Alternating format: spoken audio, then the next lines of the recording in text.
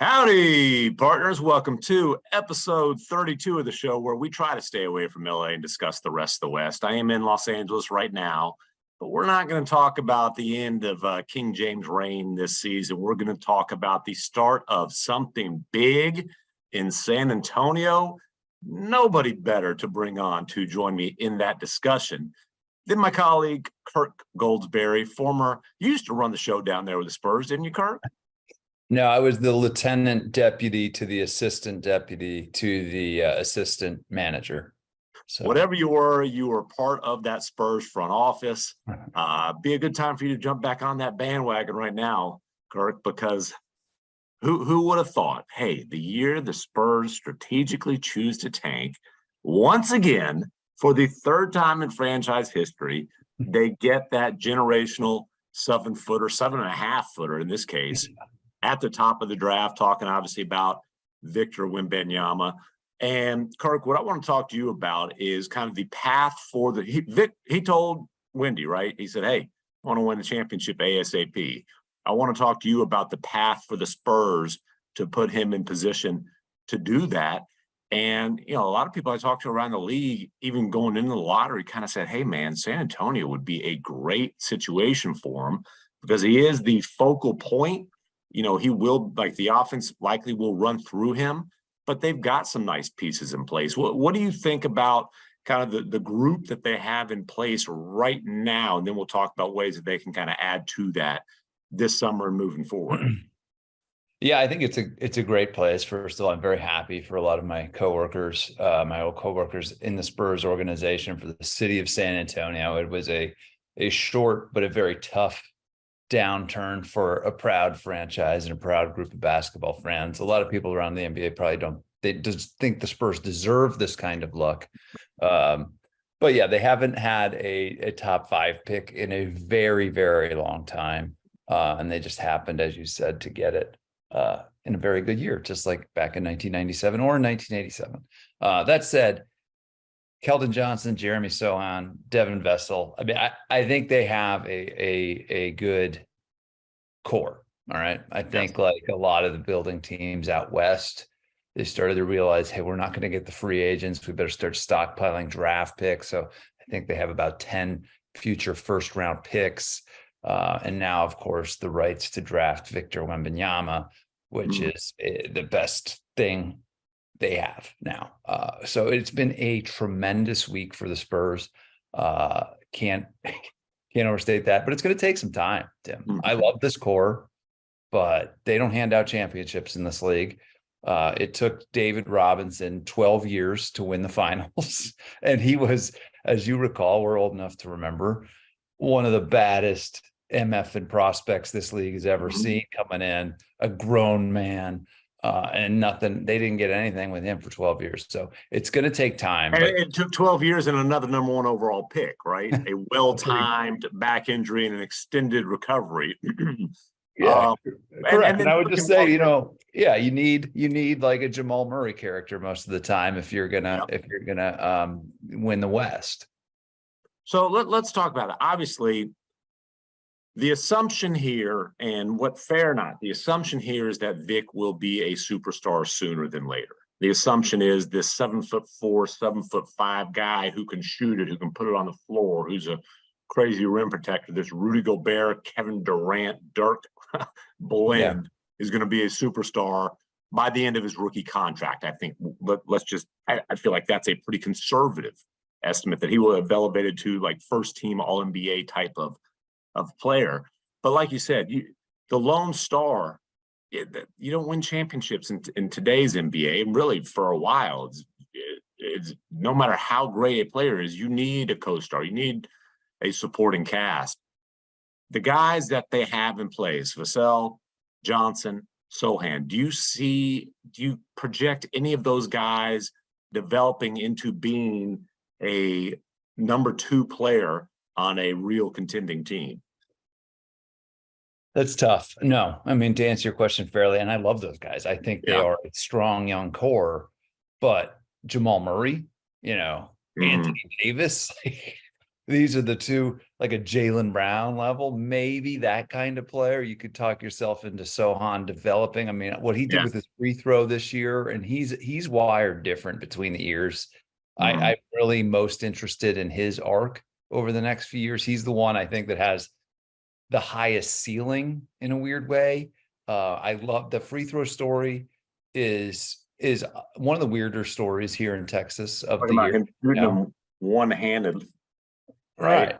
Just and his three, and it fixed his free throw with a thing. So I think it's also a note that says the Spurs are pretty bold when it comes to player development. He's interesting. That said, Tim, to answer your question, I think that player is going to have to come from the future, from somewhere else, from another draft. I don't see that sort of Robin to this Batman in the current group. But again, I want to reemphasize, I like this current group. They're cost control. They have high ceilings. But are they Scottie Pippen? No, I don't see that in this group. Well, and Sohan is, of the three, the other two guys have proven they can put up 20 points per game. Now, can Johnson do it efficiently? That's the next step. So you said Robin to his Batman. What superhero would Draymond be? Because that's the guy who I've heard Sohan compared to most often. I would say Joker, but obviously you can't say I was going to say the Joker. You can't say Joker in the NBA because that's a different that's a different piece. I'm going to see. Is the puncher a superhero or no? He might be.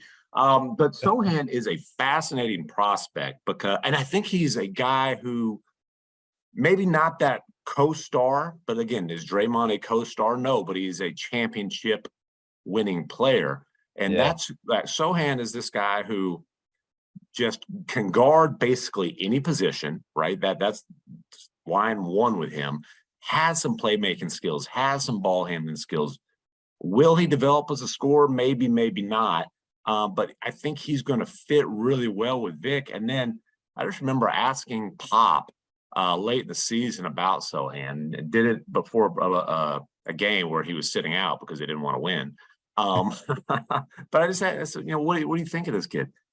He's bringing up Ginobili, and not comparing him from a skill standpoint or even game standpoint, but saying this guy has the heart and kind of the competitive soul of a Ginobili. If Pop is passing out that kind of compliment, my eyebrows shot up. I'm like, wow, they really, really like this guy. And, they're ecstatic that they picked him 9th overall in the last lottery, to say the least. Yeah, it reminds me of when I was living in Boston, and now Spurs video coordinator Greg Steamsma was storing for the Celtics, and Tommy Heinsohn was calling the games, and he compared Steamsma to Bill Russell. It's like, hold on there, Tommy. Hold on. But I do think, like I said, the thing that I love about Sohan is in between the ears. He is just, you can tell. And Manu and Pop has these great quotes about Manu being, having the heart of a lion and stuff like that. I'll tell you this, though, where I think this goes, and Greg Popovich's dynasty is built on 3 pillars: lottery luck, which he would be the first to admit, international players, which we all know, and got a couple pretty good ones now, and defense. And I think that's where this is going. Again, we got the lottery luck, obviously. Sohan also an international player, Vic, obviously from France. But I think this is going back to a defensive juggernaut, and I think with that's those two in particular, right? Yes, I think that's where we're going again. And with those 3, the third being Greg Popovich, and the front office being the other character that's built defensive juggernauts in the past. And I secretly think one of my philosophies of our small market teams, especially in the West, although Denver's doing it the other way, defense is sort of this market inefficiency. It's less glamorous. You can build it. And I think they're starting on third base with these 2 young people we keep talking about, Victor and Sohan, as a potential defensive juggernaut. And if you go back and look at the defensive ratings of the 21st century, when the Spurs are good, top 5 every year. When Duncan's anchoring it, right? And back when it was Duncan and Robinson, and good luck getting anything in the paint. Yeah, and I think Wembanyama is like the modern NBA version of that. I mean, he can guard everywhere and block shots. And that crazy shot you saw in person, I described it to somebody the other day when Jokic hit sort of that junky buzzer beating 3-pointer on the right wing in the conference finals, and AD's outstretched his arm. That's the exact kind of shot I think Wembanyama blocks, right? That's the kind, Right. that's the kind of crazy he'll be able to do. I don't know if I'm allowed to say that, but that's the exact moment that I think he's going to turn heads just early in his career. But when I think of this guy, and you're on the same page, it's a defensive thing. And when I think of Greg Popovich, it's a defensive thing. So that's where I think this is going year over years. And with Sohan, I think he's going to be able to take the toughest, probably 3 to 5 defensive assignment on a consistent basis. I think he's that versatile where he's, like, because what do you worry about with Victor playing center? You don't really want him you don't want him guarding Embiid, right? You don't want him guarding Joker. Those are really the two. You don't want him to just get physically Kenny worn Lofton Jr. I don't know if you've seen the yeah. Kenny Lofton is like he's a whole genre of YouTube where he just takes like thin lottery prospects and just bangs them down low. Easy layups on with both hands. Hey, listen, I like the contract the Grizzlies gave Kenny Lofton Jr. at the end of the season. You know what though? I also like Zach Collins for the same reason. You can throw him into that rotation. Nobody noticed because the Spurs were intentionally stinking, but like Collins played pretty well towards the end of this season. Obviously, the Blazers before all his injury stuff had high hopes for him. I'm curious to see how he fits as a complementary piece here. Now, so we're looking at, okay, hey, they've got a 2, they've got a 3, they've got a 4.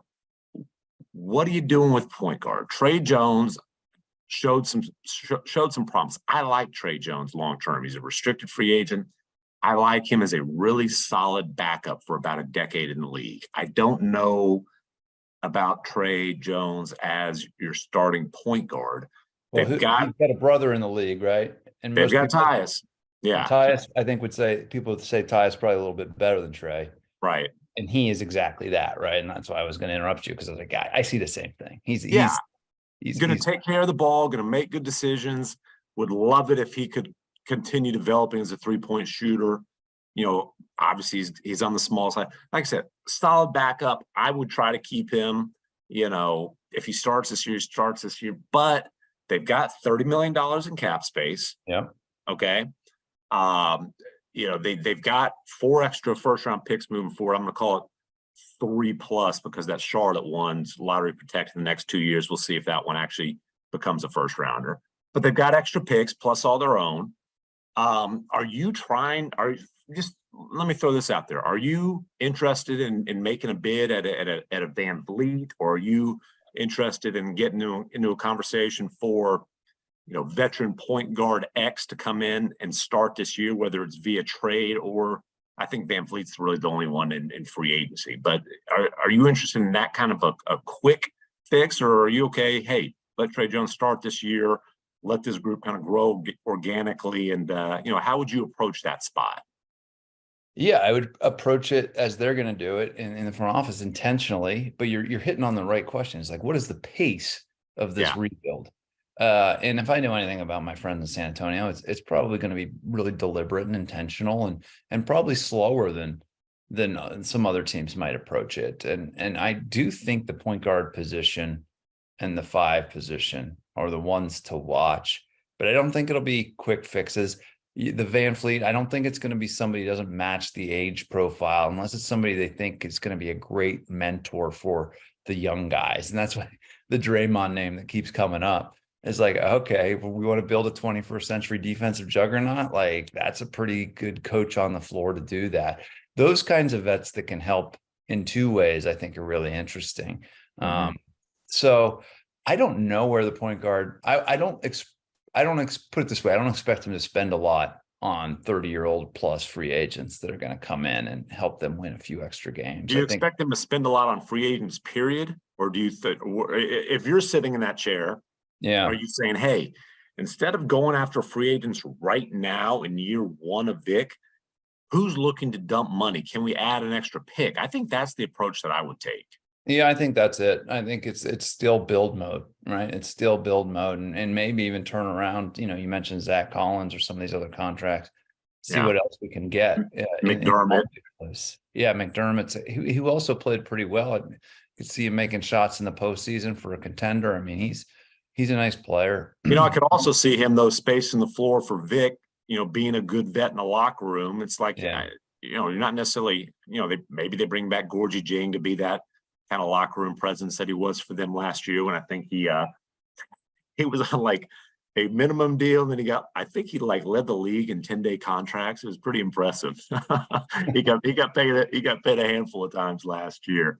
The other thing about like going the vet route for the point guard is I kind of would like to see Sohan get as many playmaking opportunities as possible. Like, let this kid stretch his wings and kind of figure out like what are the possibilities for him as I don't want to say even lead facilitator, but a guy who takes a lot of the facilitating responsibilities moving forward. And maybe you find out, that's a little bit much, but I would like to find out. Yeah, they're going to find out. They're going to fool around and find out. I think good. Don't make my man producer Nate do too much edits here. I like to fool around. Fool around and find out. But if I had to guess, and I haven't talked to anybody about this specific thing, I think they're going to be a losing team again next year, and I don't think they'll be heartbroken. I think they want to. And I'm not sure how many minutes Vic is going to play. I'm not sure if he's going to play a lot at Summer League. I'm not sure if they're going to load manage him. I would think that, and that's one thing. His representation, Boone-Njai and his group, like they're going to come in with some very firm ideas on how they want him to be managed. I think anticipating that he plays more than 65 or 70 games is probably a bit much. So I think they're going to be very careful with him because like the one thing you worry about with him is with that frame, how durable can he be? Now, I will say very different games, but his frame, he's taller, but it's a pretty similar frame to what Rudy Gobert had when he came into the league, another Boone-Njai client. And the way that the Jazz, worked with Rudy to build him up, and he's become like a, pretty buff dude, but it was about core strength. It was about building the base, building the core. I think you'll see a similar approach with Vic. You're not trying to beat this guy up to where he's 275 pounds. You're just trying to maximize the core strength, the base, and give him a chance to be as durable as possible, being that long. Yeah, and I think, like you're saying, just from a sports science perspective, another thing the Spurs take very seriously. This is one of the more interesting sort of projects in league history. It's like, how do you build this guy sustainably? Like when Duncan started to have knee problems, they lost a lot of sleep over extending his career. That's where really a lot of their load management stuff came from, Tim. And, I think how do you build this guy to be a sustainably great superstar is a big question there. And I think one of the answers early is don't go out and drive the car 100 miles an hour every day if you don't need to. And so, that's one thing I think that the rest of the league doesn't appreciate too much about the Spurs. It's just how seriously they're going to go in to this guy's sort of physical development and physiology, trying to do the right thing for him and the franchise. And I think that manifests in some missed games. I mean, we already talked about, we both went to a lot of games this year. It's like, oh, Sohan's not playing. Oh, Keldon's not playing. And I don't think that was as much load management as it was. Wow, we wanted those 14% odds. Well, there might, and that, who knows? They might have that philosophy again next year, and I really don't know. Well, I will say this: I think that we all know that Pop did not want to have a tanking type of season. Pop the year before talked about basically that is against everything I believe in. He had it was the day before or the session before the regular season finale, which happened to be in Dallas. And I asked him about it. He basically said, like, I just can't do it. I'm incapable of it. And they said, okay, well, we're trading DeJounte Murray. And so you're not going to have Pop could have coached his butt off and maybe they could have had the 5th or 6th worst record in the league. But obviously then they did some strategic things to make sure they maximize their odds.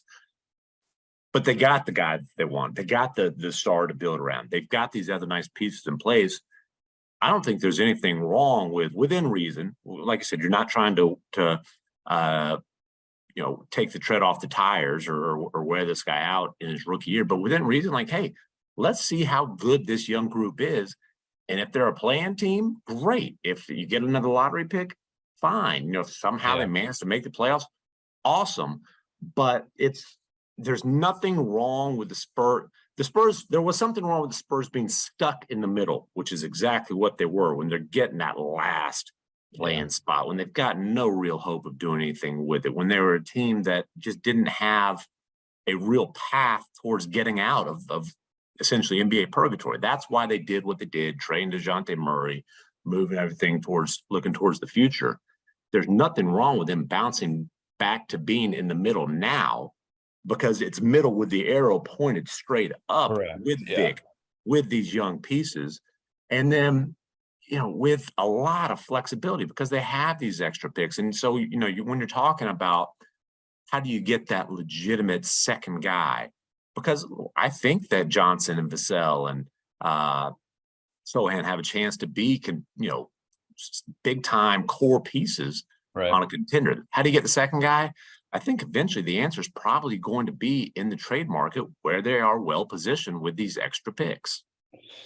Could be. I mean, the draft they've done really well in the draft. I mean, when I was there, we drafted DeJounte at 29, Derek White at 29. I mean, like, they do well in the draft. Keldon, I think, was also 27, 28, 29. Yeah.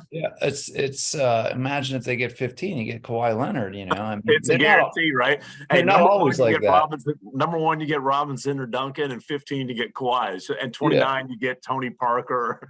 58, you get Ginobili. It's just the way it goes in San Antonio. Well, like the other great organization we're watching play right now, the Miami Heat, like, they prefer to build than to buy these great players. And to find Jimmy being a notable exception, but yes. Yeah. I mean, like the Gabe Vincents and the Duncan Robinsons of the world. That's another path I think the Spurs take a lot of pride in, is finding them late in the second round or overseas and bringing them over and maybe finding something there. But where they find that second guy, if I had to say right now, I mean, this is not a team that makes splashy trades. That could change. It could change. Free agency is a lever that traditionally they don't have a lot of access to. Yeah.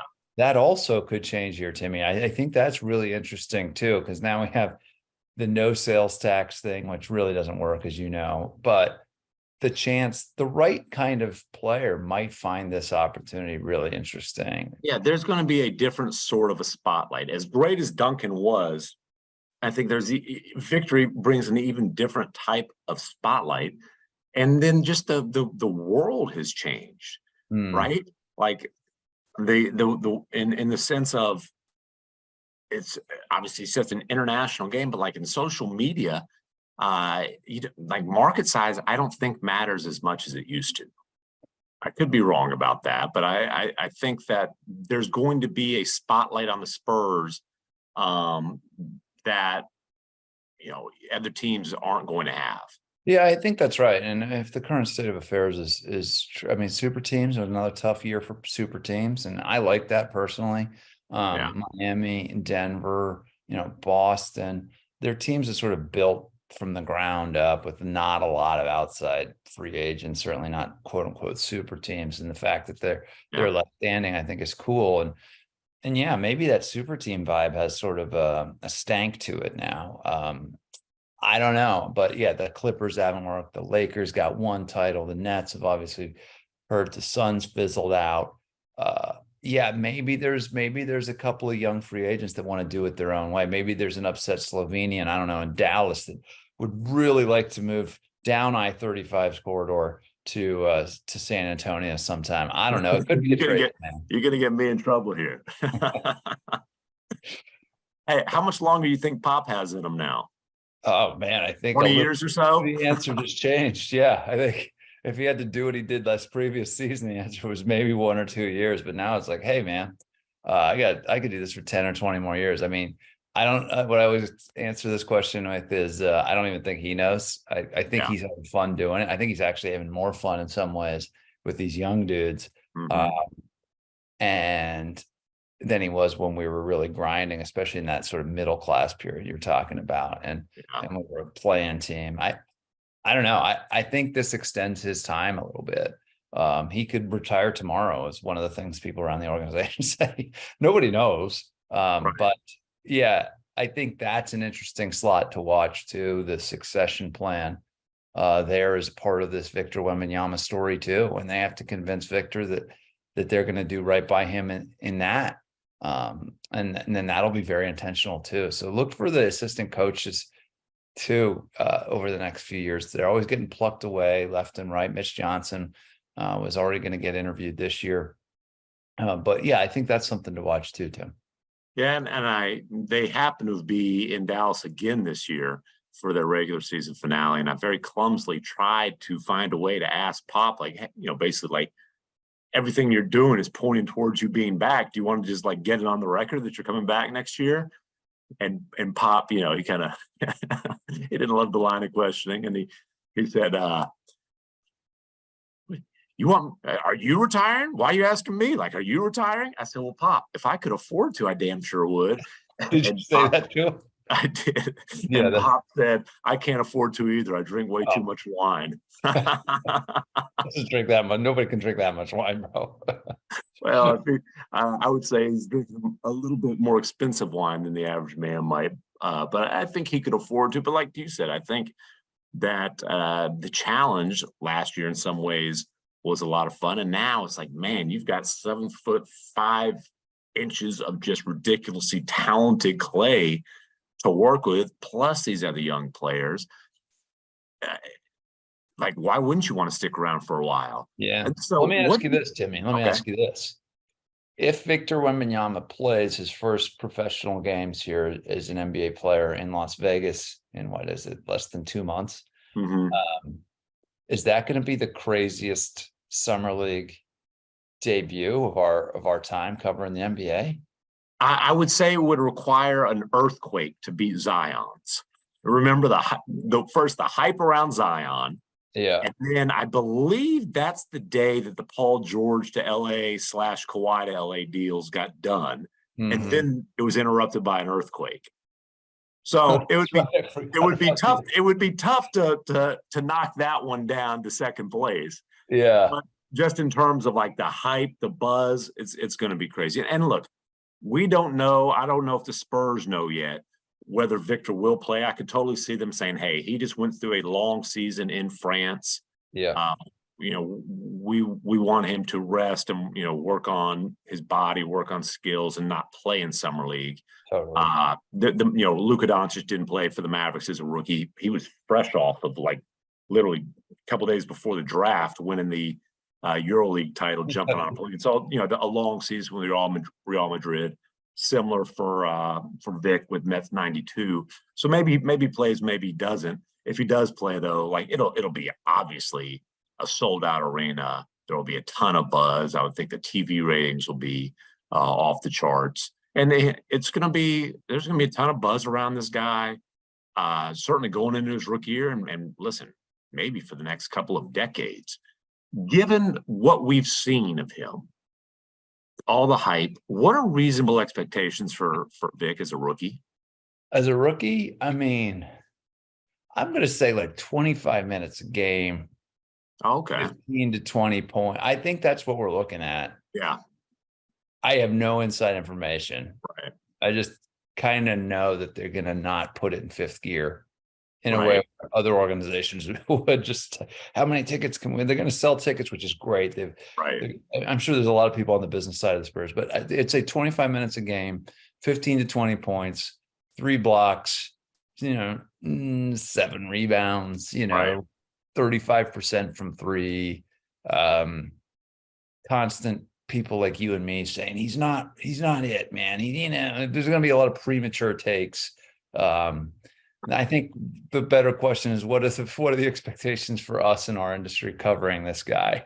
Are we going to realize how young he is and give him the space he needs to breathe, or not? And the answer, of course, to that one, Tim, is we're not. Stephen A is going to be yelling about him from the jump and be like, this guy, or Skip Bayless or one of these. He's soft. He ought to be having Shaq. You got to post up. You got to post up. Well, I am interested just to see like where on the basketball court he is on offense. How much of his time, and he spends more time outside the 3-point line. Is he launching those one-legged threes? I'm curious to see if that's something that continues. Well, that's the connective tissue between him and Dirk, right? Is he just going to extend like Dirk's like one-legged shot out to 24 feet? Which shoot the fadeaway turnaround one-legged threes. Who knows? I mean, why not? I mean, his levers are so long. Like, why not? I mean, if we've learned anything about shooting in the last 5 years from some of the other great young prospects, from Trey to Steph and Damian, shots aren't that. It's distance is the most overrated thing in the league for these guys. So why can't you take Dirk's move and extend it out there? Well, the one thing I would say about Vic and the one-legger, like, dude, you're 7'4", 7'5". You don't need to go off one leg to get your shot off. Like, you can just shoot over people. So I'm not sure if that's, honestly, I'm not sure if it's totally necessary. It's like, I remember when Harden spent a summer working on this one-legged kind of running three. Oh, that's right. And he was determined, like he vowed, like, this is, my new tool. Then it was kind of a thing going in that preseason. It was a big feature on IG that summer. I remember I asked D'Antoni, and D'Antoni goes, he doesn't have any trouble getting his shot off. He doesn't he doesn't need to do that. Like, he gets a step back off whenever he wants. Why does he need to go off one leg? So we'll see about that. I will say it'll be interesting though. Like, what are his signature moves? I mean, as a physical specimen, he has the opportunity to break some conventional wisdom in some way. Yes, I think is really interesting, and that might be a good example of conventional wisdom. It's like, you can't shoot a fade away from 3-point range. But like, again, did you see what Damian was doing 5 years ago happening 10 years ago? No, nobody would have thought. Or Steph shooting pull-ups from 35 feet, like I said, Lillard too. I mean, some of these things. And honestly, like, the step back three was considered a terrible shot until Harden started lighting the league on fire with it. Now it's like part of everybody's exactly the elite creators bags. Last one for you. I'm going to put you on the spot here. Yeah. Over under 10 titles on championships won by the Spurs with Vic in uniform. 10 titles. 10. Okay. Yeah, he's the next Bill Russell. No, I hate questions like that. So I'm just giving it back to my good friend Tim McMahon here. I don't know, man. I'm like Damian. One for the thumbs, all the fingers. Let's just, okay. I think he should win at least one championship, and that would be a triumph for any rookie coming into this year. But like, I don't know. I mean, I'm just happy bringing it full circle. Mm-hmm. When I was thinking about my beloved Spurs 2 weeks ago, they had a 14% chance of this outcome, and the whole vibe has changed. Yeah, they're back to relevancy for sure.